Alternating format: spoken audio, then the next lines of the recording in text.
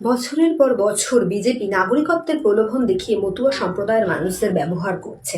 আজ যখন মতুয়া সম্প্রদায়ের মানুষরা এটা বুঝতে পারছে, আন্দোলন শুরু করছে, তখন বিজেপি তাদের রোহিঙ্গা, মুসলমান বলে দাবি করছে, তাদের আধার কার্ড, রেশন কার্ড অস্বীকার করছে।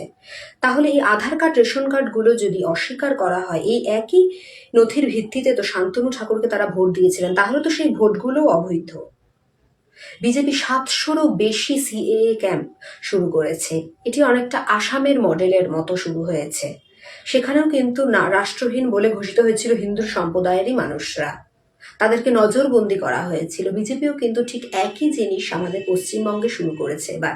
মতুয়া সম্প্রদায়ের মানুষরা মমতা বন্দ্যোপাধ্যায়ের নেতৃত্বে 11 দিনের যে আন্দোলন করছেন, যাদের নথি অস্বীকার করা হয়েছে, তার 20 মিটারের মধ্যে শান্তনু ঠাকুর কিন্তু সিএএ ক্যাম্প করছেন। এবং এই 11 দিনের আন্দোলনের 5 দিনের পর মাতৃস্থানীয়া মমতা বালা ঠাকুর কিন্তু আইসিইউতে রয়েছে। এই মুহূর্তে শান্তনু ঠাকুর সেখানে কি সুন্দর লন্ডনে তার পরিবার নিয়ে ঘুরছেন, আমোদ করছেন। এটাই বিজেপির সাথে তৃণমূল কংগ্রেসের তফাৎ ছিল, আছে, থাকবে চিরদিন। আর এই মতুয়া সম্প্রদায়ের মানুষদের দাবিগুলো তো খুব স্বাভাবিক, তাদের দাবিটা তো সম্মানের দাবি। কেন তাদের নথিপত্রকে এভাবে অস্বীকার করবে বিজেপি? তারা তো হিন্দু সম্প্রদায়ের মানুষ। কোথায় গেল বিজেপির এই হিন্দু প্রেম? আজ তো আর দেখতে পাচ্ছি না আমরা। এইভাবে তাহলে তো সিএএ চালু হতো না। এবং বিজেপি বলছে যে টাকার বিনিময়ে তারা তাদের ভোটাধিকার পাইয়ে দেবে।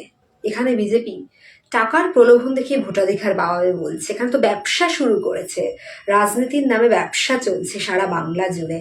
এবং বিজেপি নামক এই দলটাকে মতুয়া সম্প্রদায়ের মানুষরা এখন কিন্তু আর ততটা সমর্থন করছেন না যতটা আগে করেছিলেন। তারাও বুঝতে পারছে যে বিজেপি কতটা ফেক। আস্তে আস্তে এইভাবে সমগ্র বাংলার মানুষও বুঝতে পারবেন যে বিজেপি দলটা কতটা নরপিশাচ এবং ফেক দল একটি।